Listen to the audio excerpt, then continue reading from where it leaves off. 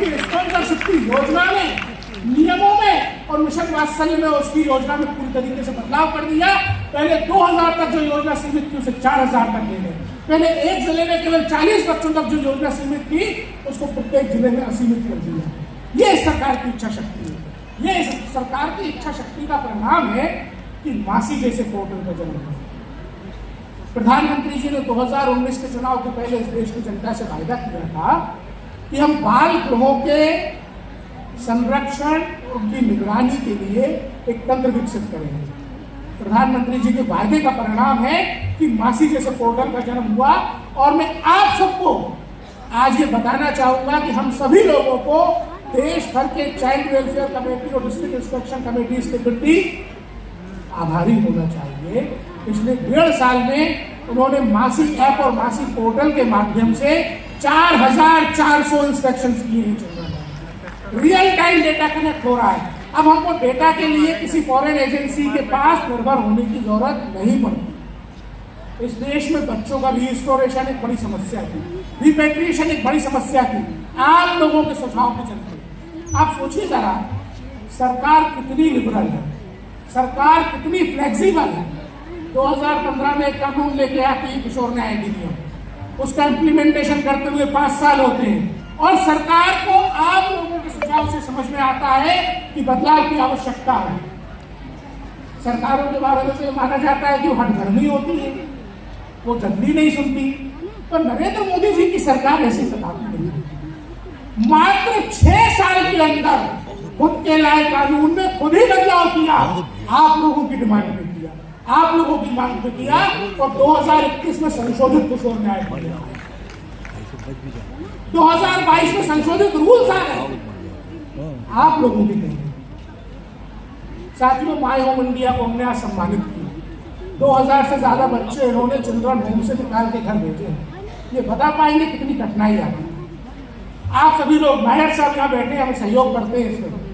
नायर साहब को मैं सदन की तरफ से प्रणाम करना चाहूंगा। उन्होंने ट्रैफिकिंग से लड़ने के लिए अपना जीवन समर्पित कर दिया। आज आयोग और सरकार दोनों धन्य है उनको सम्मानित कर। उनसे पूछेंगे तो बताएंगे आपको कि रेस्क्यू होने के बाद बच्चे को घर भेजना कितनी बड़ी कठिनाई थी। भाषा का बैरियर था, पहचान का बैरियर था, ट्रांसलेटर नहीं होते थे। सरकार ने एक प्रोटोकॉल बना दिया, एक पोर्टल बना दिया और उस पोर्टल की हर क्वार्टर में आयोग को, राज्यपाल आयोगों के साथ मिलकर सरकार को रिपोर्ट देनी पड़ती है। हम सभी की अकाउंटेबिलिटी फिक्स हुई। साथियों, ये आयोग एनसीपीसीआर साल में 3000, 4000, 2500 शिकायतों का निपटारा करता है। आप सभी के सहयोग से, सिविल सोसाइटी ऑर्गेनाइजेशन के सक्रिय सहयोग से हम 100 से ज्यादा बेंचेस लगाने में सफल होता है। आप लोगों ने हमको काम करने का मौका दिया और हम 50,000 से ज्यादा शिकायतों का निपटारा साल में करने के लिए सक्षम होता है। साथियों, कोविड की महामारी के दौरान हमने देखा कि किस प्रकार से मिशन वात्सल्य की नए प्रावधान और जुवेनाइल जस्टिस एक्ट के नए प्रावधानों ने हमारी मदद की। 1,83,000 बच्चों का डाटा इकट्ठा हुआ जिन्हें मदद की जरूरत थी और उनमें से 2000 से भी कम बच्चे ऐसे हैं जिन्हें चिल्ड्रन होम में भेजना पड़ा। सब बच्चों का रिहेबिलिटेशन उनके परिवारों के साथ। ये नए कानून की ताकत है, ये सरकार की इच्छा शक्ति है। साथियों, प्रधानमंत्री जी ने हमारे हाथ पे एक काम और सौंपा था, ड्रग्स से लड़ने का, बच्चों के सब्सटेंस एब्यूज के शिकार होने से लड़ने का। मुझे आप सभी को ये बताते हुए हर्ष की अनुभूति है, उनके निर्देश पर जो काम शुरू हुआ, 76,000 मेडिकल स्टोर्स पे हमने कैमरे इंस्टॉल करवाए हैं जिनकी निगरानी थाने का चाइल्ड वेलफेयर पुलिस ऑफिसर करता है कि शेड्यूल एच और शेड्यूल एक्स की वो ड्रग्स जिनमें साइकोट्रोपिक सब्सटेंस है कहीं बच्चों को बिना प्रिस्क्रिप्शन के खा दे। 67,000 स्कूलों में प्रायरी क्लब बने हैं जो अपने स्कूलों के 100 मीटर के दायरे का स्कैनिंग करते हैं कि कोई तंबाकू का प्रोडक्ट तो नहीं है। ये सरकार की इच्छा शक्ति से होने वाले काम है कि 10 लाख से ज्यादा अवेयरनेस जनरेशन प्रोग्राम बाल विभाग के थ्रू 2 जुलाई को जब माननीय मंत्री जी ने वत्सल भारत कार्यक्रम की शुरुआत की तब उन्होंने 2 वायदे दिए हैं इस देश के चाइल्ड राइट एक्टिविस्ट से। वो मैं माननीय मंत्री जी की ओर से आपको आपके बीच बताऊंगा। पहला, जहां कहीं भी चाइल्ड वेलफेयर कमेटी के पास भवन नहीं है खुद का, उस भवन को बनाने के लिए पैसे भारत सरकार द्वारा दिए जाए। दूसरा, जो ट्रैफिकिंग प्रोन एरियाज हैं, जहां बच्चों को रेस्क्यू करने के बाद रखने की दिक्कत आती है, छोटी छोटी जगह या चिल्ड्रन होम नहीं है, वह फिट फैसिलिटी बनाने के प्रस्ताव भारत सरकार द्वारा आमंत्रित किए जाएंगे और उनको ग्रांट दी जाएगी। मैं अंत करना ही पड़ेगा, गर्मी में सब चलेगा।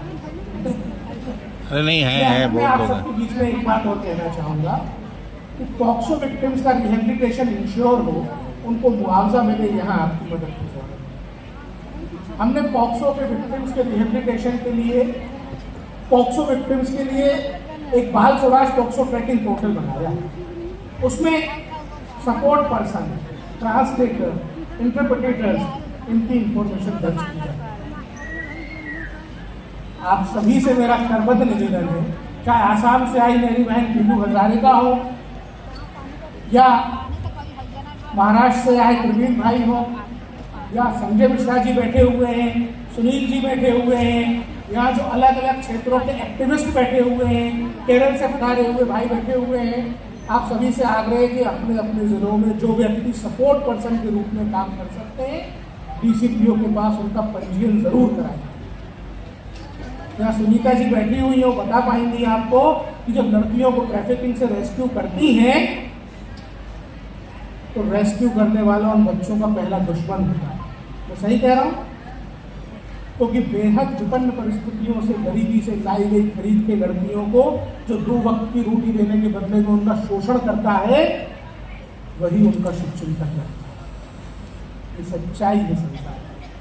वहां पे आप जैसे सपोर्ट पर्सन चाहिए जो उन बच्चों की काउंसलिंग करने में मदद, प्रो बोनो सर्विस देने के लिए काउंसलर चाहिए जो उन बच्चों की मदद के लिए आगे आ सके। अगर समाज आगे नहीं आएगा तो काम नहीं बनेगा। सरकार के हाथ हैं आप लोग, सरकार के नाक कान हैं आप लोग, सरकार की प्रतिष्ठा है आप लोग। सरकार की मदद करिए, अधिक से अधिक सपोर्ट पर्सन बनवाइए, जिससे भारत में इतना सख्त कानून है कि रेपिस्ट को, बच्चों के साथ यौन शोषण करने वालों को मृत्यु दंड का प्रावधान करता है।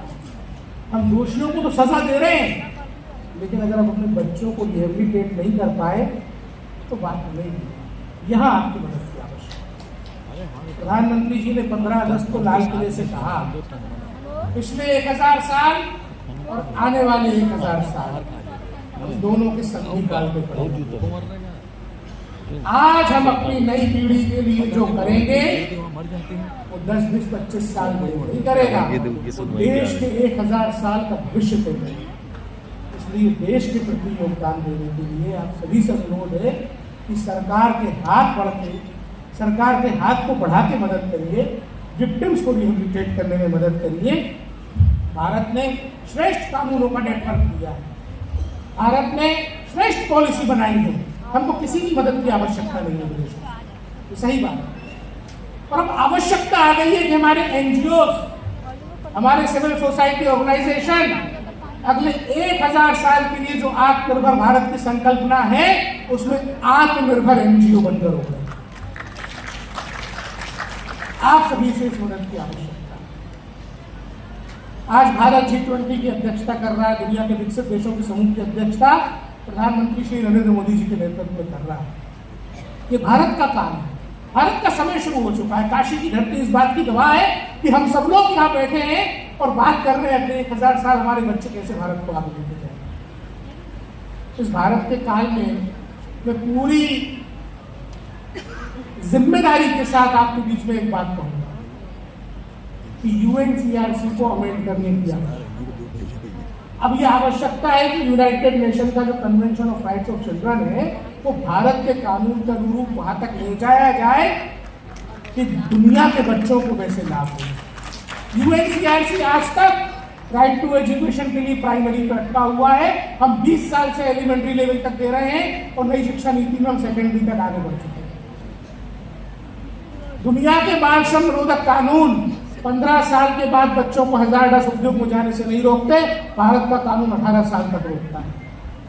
दुनिया में पोर्नोग्राफिक पर्पस के लिए बच्चों का यूज करना प्रतिबंधित है, भारत में पोर्नोग्राफिक कंटेंट दिखाना भी पॉक्सो एक्ट के तहत प्रतिबंधित है। अनेकों बातें हैं, हमारा संविधान, हमारे कानून, हमारी व्यवस्थाएं दुनिया को भारत से सीखने की आवश्यकता है।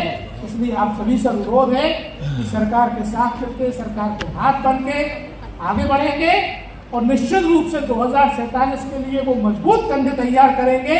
जब भारत अपनी आजादी का शताब्दी वर्ष मना रहा होगा तो आत्मनिर्भर एनजीओ और आत्मनिर्भर बच्चे उसको मनाएंगे। धन्यवाद।